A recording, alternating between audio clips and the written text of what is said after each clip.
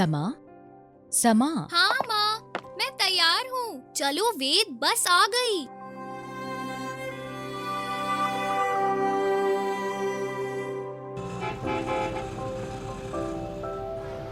माँ घर के सारे कामों के बोझ से दबी रहती हैं, पर न जाने क्यों पापा उनकी कोई मदद नहीं करते।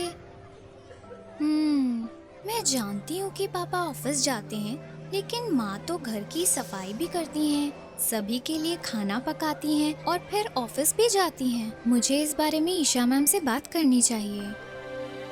धन्यवाद बच्चों, आज की क्लास खत्म होती है। अगर तुम्हारे कोई सवाल हो तो मेरे पास आओ।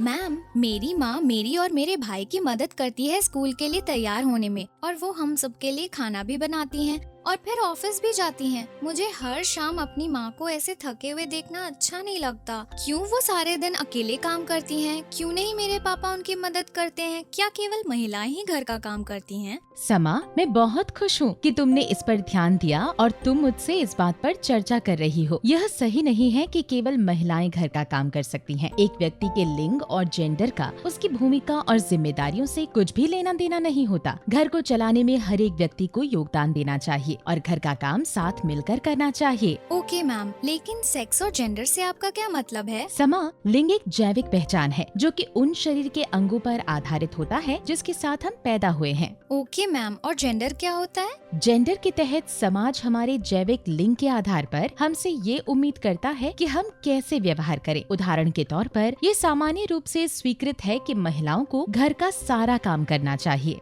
मैम, बिल्कुल ऐसा ही मेरे घर में हो रहा है और मुझे लगता है कि ये गलत है। सही कहा समा, ये बिल्कुल ठीक नहीं है और ये महत्वपूर्ण है हम ऐसी चीजों पर सवाल उठाएं जिन्हें स्टीरियोटाइप कहते हैं। शायद तुम ये जानती होगी कि दुनिया के ज्यादातर शेफ पुरुष हैं और उन्होंने इस स्टीरियोटाइप को तोड़ा है कि केवल महिलाएं खाना पका सकती हैं। इसी तरह मैरी कॉम, जो कि एक बॉक्सर हैं, उन्होंने ये दिखाया है कि महिलाएं भी लड़ सकती हैं और वे भी उतनी ही मजबूत होती हैं। ये कुछ उदाहरण हैं जिनको तुम ध्यान में रख सकती हो और अपने दोस्तों और परिवार से शेयर कर सकती हो। धन्यवाद मैम, मैं अपने मम्मी और पापा से चर्चा करूंगी और जब भी मैं ऐसा कुछ अपने आसपास होते देखूंगी, इन बातों पर सवाल उठाऊंगी। पद्मा, क्या डिनर तैयार है? और मैं सोच रहा था कि तुम हम सबके लिए कुछ खाना बना लो ताकि हम ट्रेन में भूखे ना रहें। ठीक है। सही कहा समा, ये बिल्कुल ठीक नहीं है और ये महत्वपूर्ण है हम ऐसी चीजों पर सवाल उठाएं जिन्हें स्टीरियोटाइप कहते हैं। वेद, वेद। हाँ दीदी, आया।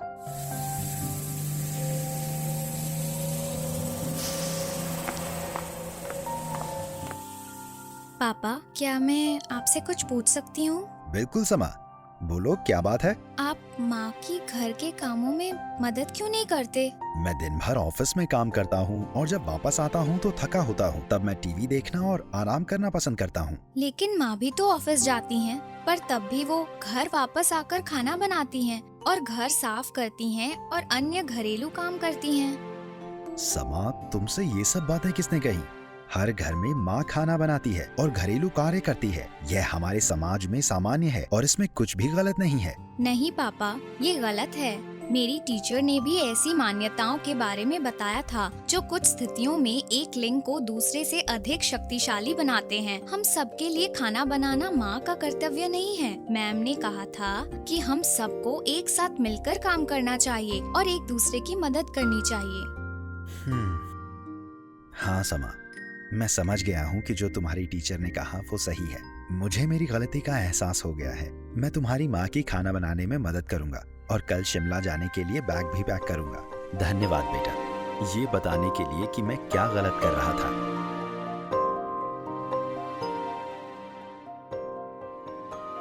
ये केवल एक उदाहरण है उसके घर का, जहाँ सभी लिंग के लोगों के साथ समान व्यवहार नहीं होता है। इसलिए रूढ़ियों को संबोधित करना और इनके बारे में बात करना जरूरी है। जैसे मैंने अपने घर में इस समस्या के बारे में की, वैसे हर किसी को करनी चाहिए।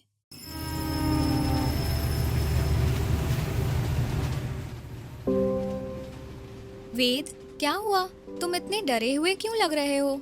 दीदी, मैं इनसे बहुत डरता हूँ। ये लोग कौन हैं?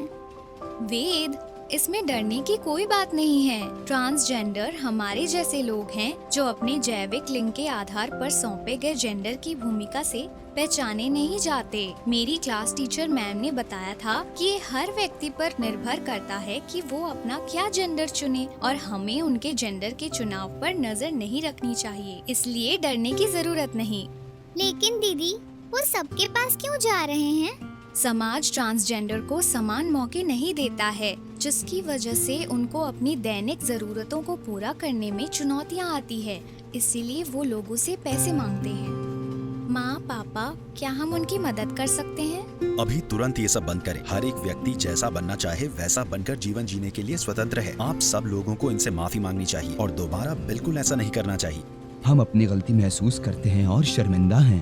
धन्यवाद सर। अब समय है कि लोग ये समझें कि हमारा जेंडर या जीवन जीने का चुनाव हमें कमजोर नहीं बनाता और इस आधार पर हमारे साथ भेदभाव नहीं किया जाना चाहिए। वो सही कह रहे हैं। हमें सभी इंसानों का सम्मान करना सीखना चाहिए और लोग जैसे भी हैं उनको स्वीकार करना चाहिए।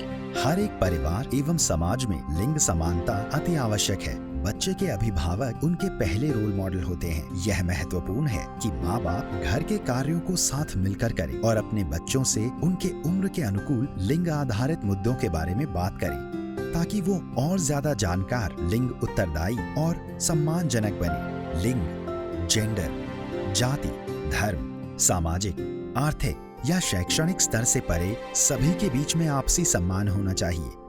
ये महत्वपूर्ण मूल्य लैंगिक समता आधारित समाज के निर्माण की मजबूत नींव बनाते हैं।